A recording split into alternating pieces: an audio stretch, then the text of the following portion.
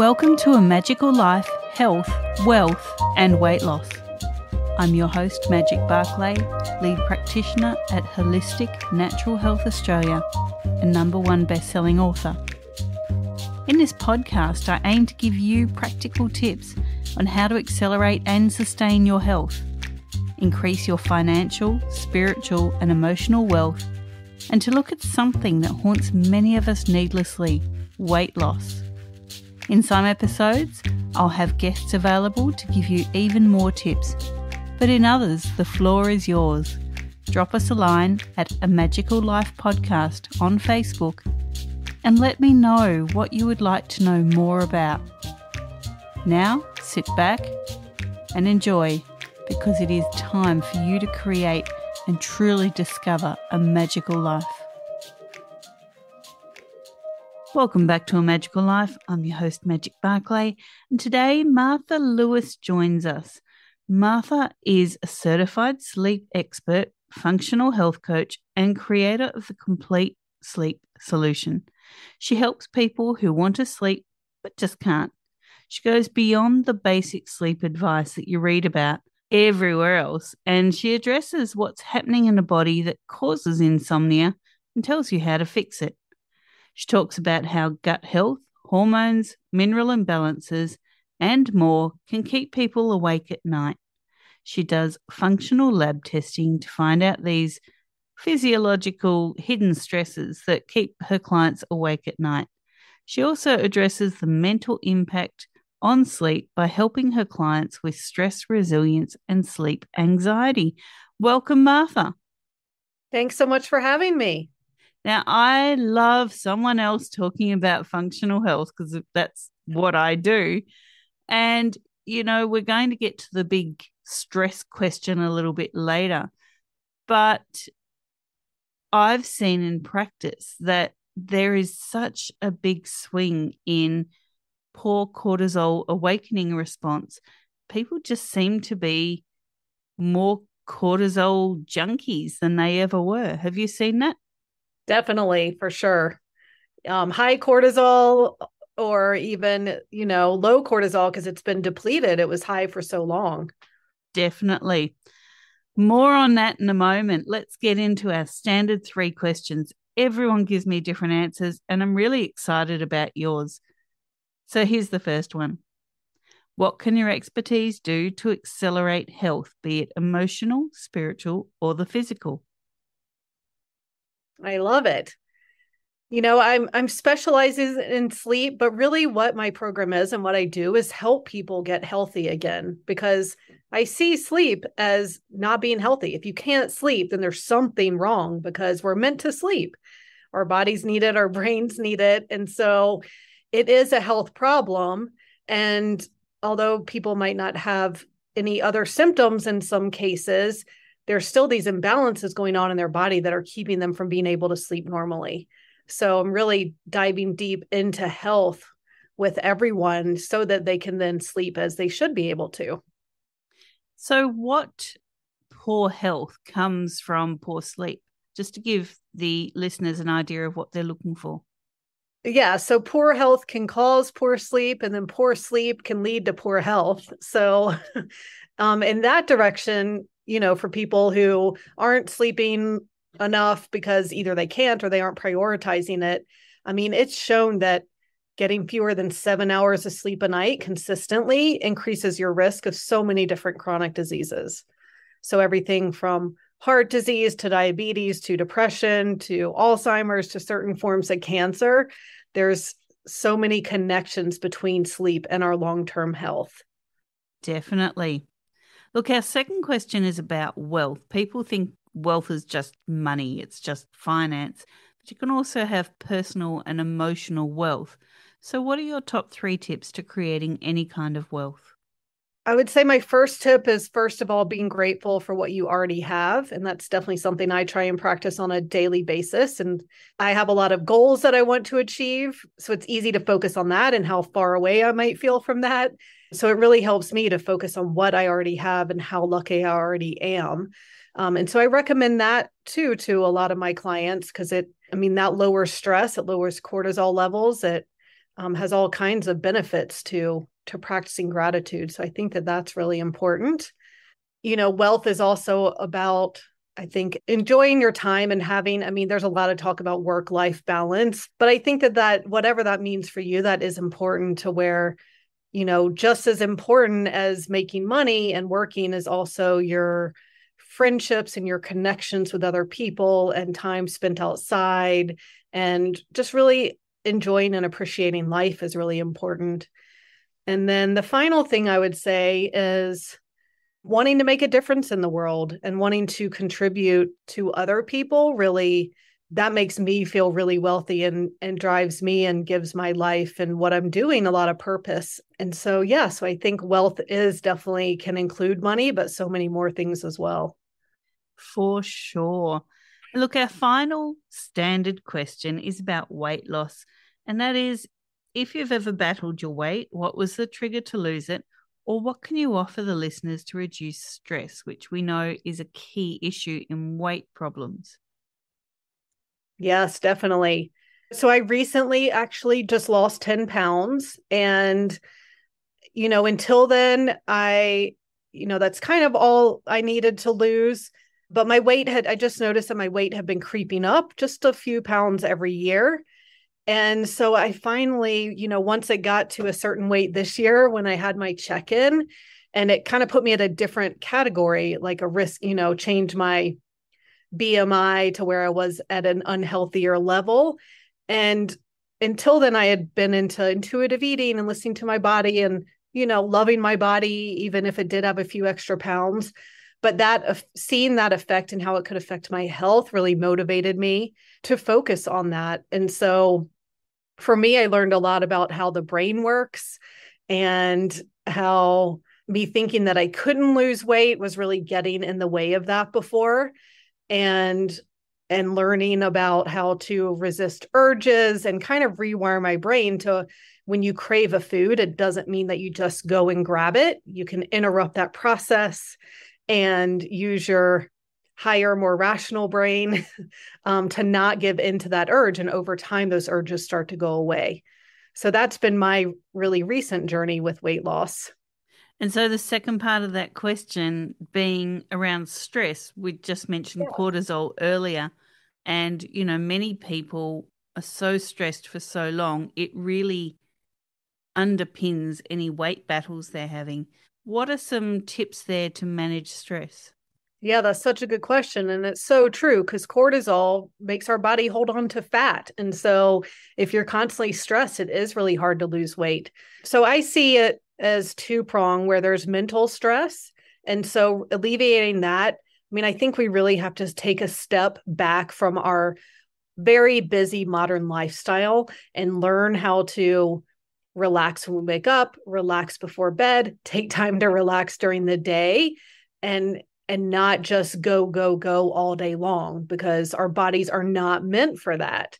So that's something I definitely help my clients with is where can they find space in their day to relax, to let these thoughts out and take this time to kind of deal with the busyness of our lives.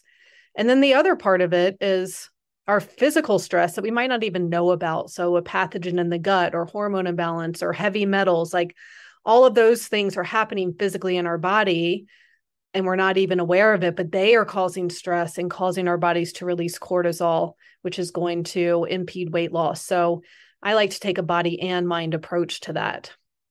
Fantastic. So that's our standard 3 questions. Now I really want to ask you more about the complete sleep solution. Can you tell us about your program and what it does for people?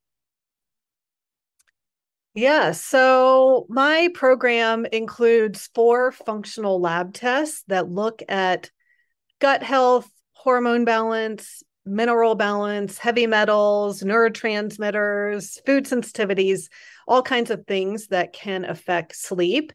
And so I work with people for 6 months. We have multiple sessions over those 6 months where I go over their test results and I give recommendations based on their results and their health history and their habits to get their bodies back in balance.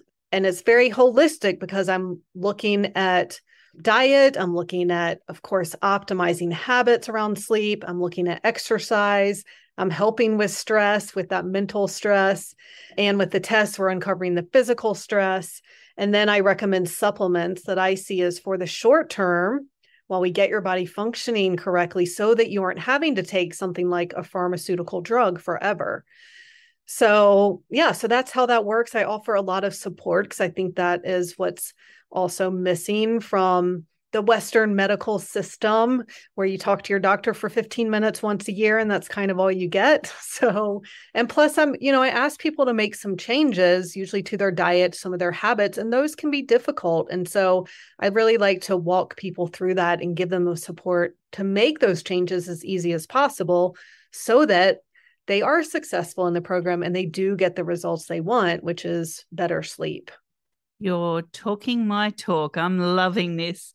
So people often think that, they can't get to sleep at night because of noise outside or because of light or because of, something else external. There's often an internal reason.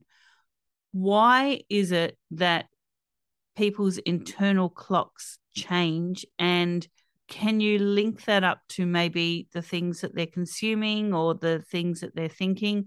Like, where is the link there to change that biochemistry?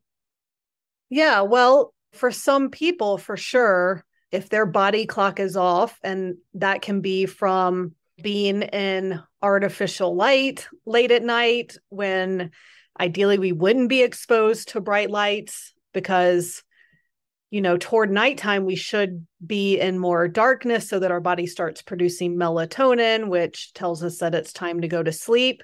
So I think a lot of habits around working late at night, being on, especially on the computer, even watching TV, that all of these tell the body that it's daytime when then you want to be going to sleep. And so it totally interferes with that.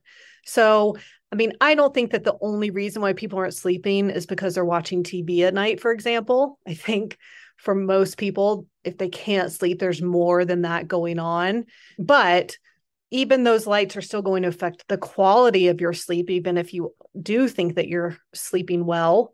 So, yeah, I think it's a lot of those habits. And again, back to our modern lifestyle of being exposed to bright lights into the night is really affecting our ability to sleep.